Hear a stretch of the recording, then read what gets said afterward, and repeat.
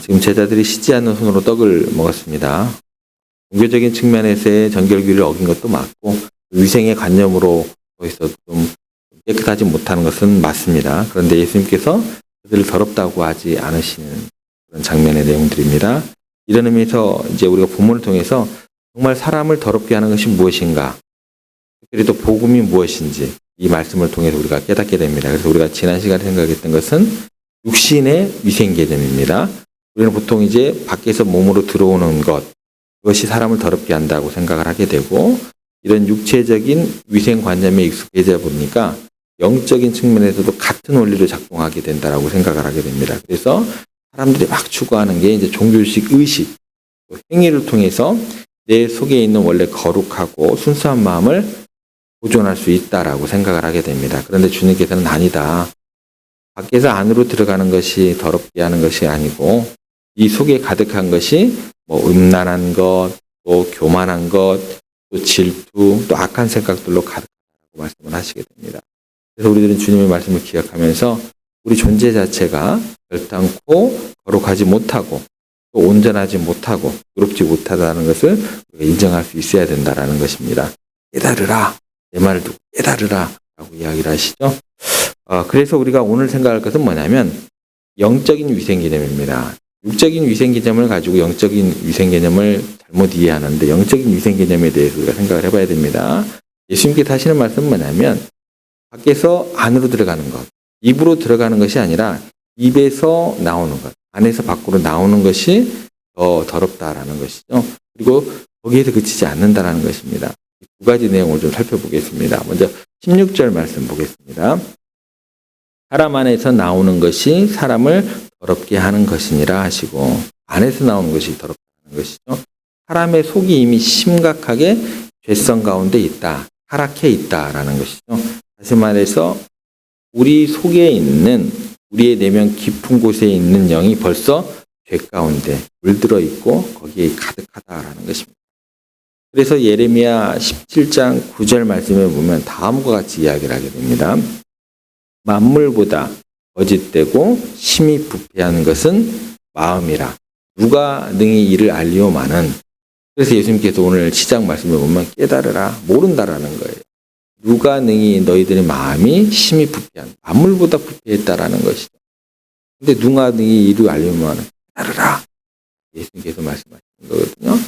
우리가 아무리요, 겉을 이렇게 멋지게 치장을 하고 좋은 옷을 입고 우리가 아무리 그런 어떤 자리에 올라가서 권위와 또 위엄을 입고 있다 한들 그 영이 부패하고 타락한 인간이라는 존재는요, 그 자체를 가릴 방법이 없습니다. 아무리 그래도 하우랑을 한번 생각해 보시면 하우랑은요, 왕이 되기 전에 그처럼 겸손한 사람이 없었습니다. 그리고 그 겸손함으로 굉장하게 자기 자신을 잘 다듬고 이렇게 컨트롤할 수 있었습니다. 그런데 왕이 되자마자, 왕이 되고 나서 왕관을 쓰고 왕의 의복을 입고 그 사람에게 왕의 권위가 생기고 난 후부터 자기 죄성, 내면에 숨어 있었던 그 타락한 영적인 본성이 그대로 발산이 됩니다. 그렇다면 왕이 되기 전에 그 예전의 그 겸손함은 뭘까요? 기가 막힌 자기 속임수, 자기 스스로도 자기에게 속고 있었던 거죠. 그 영혼의 본질은 너무나 깨끗하지 못하고 더러운 존재였다라는 거예요. 그러면 다윗은 좀 괜찮을까요? 다윗도 똑같은 인간이다라는 거예요.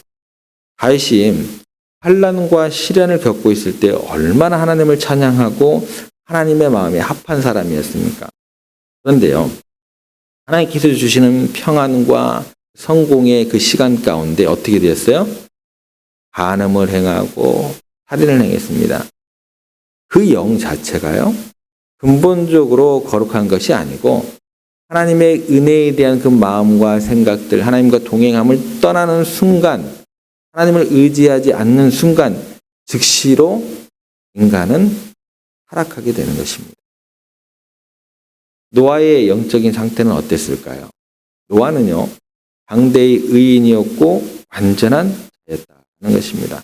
그런데 홍수가 끝났을 때 하나님께서 주신 평안이 주어졌을 때 술이 취해서 허랑방탕하고 자기 자식을 저주하는 인생으로까지 타락한 영의 모습을 너무나 그대로 적나라하게 보여주더라는 거예요. 모든 사람이 예외함이 없이 저나 여러분들이나 누구라고 이야기를 하시는 거냐면 나아만 장군하고 나아만 장군이에요.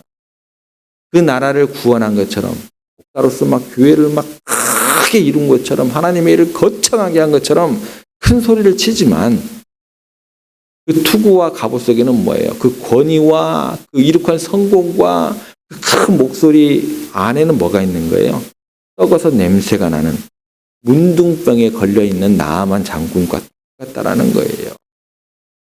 문둥병이 걸려 있었던 것처럼 우리의 영적이라는 거, 영이라는 것은 하나님의 은혜를 잃어버리는 순간, 하나님의 그 은혜를 떠나는 순간, 순간적으로 뭐예요?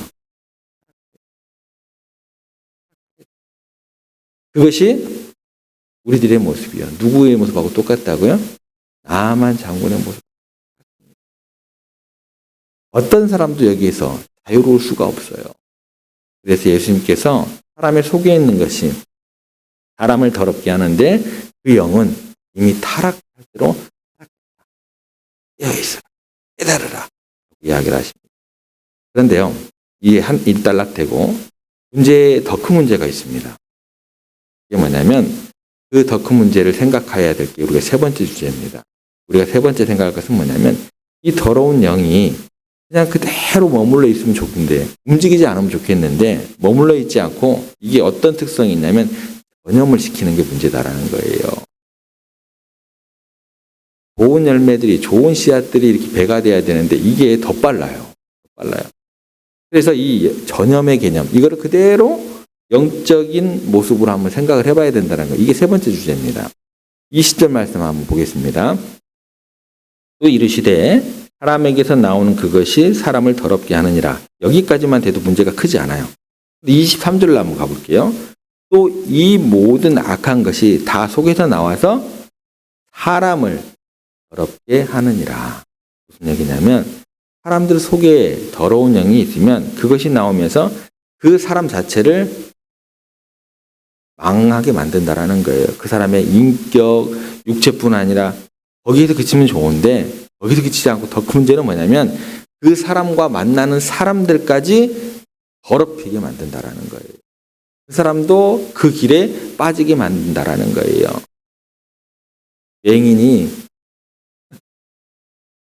맹인이 잘못된 길로 인도하면 그냥 모든 사람이 빠지게 되는 거예요. 이게 더 큰 문제다라는 거예요. 그래서 우리 가운데 있는 더러움이 나오지 않도록 잘 막아야 된다는 것입니다. 특히 그 더러움이 나오는 장소가 어디냐면 주로 눈하고 입이에요.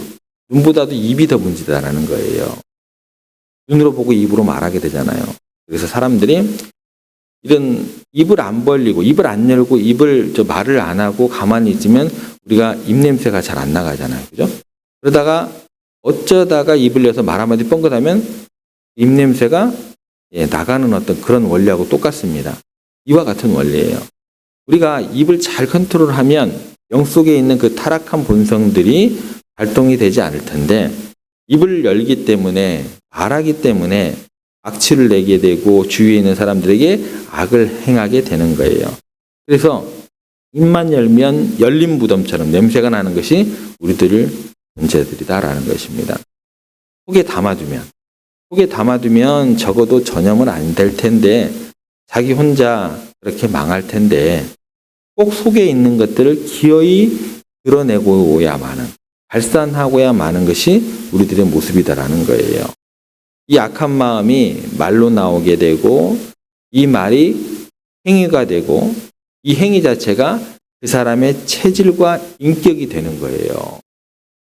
그리고 이것 때문에 많은 사람들을 함께 물에 빠지게 하게 되고 그 길에 가게 하는 그런 타락의 길로 가게 하는 원인이 되더라는 것입니다.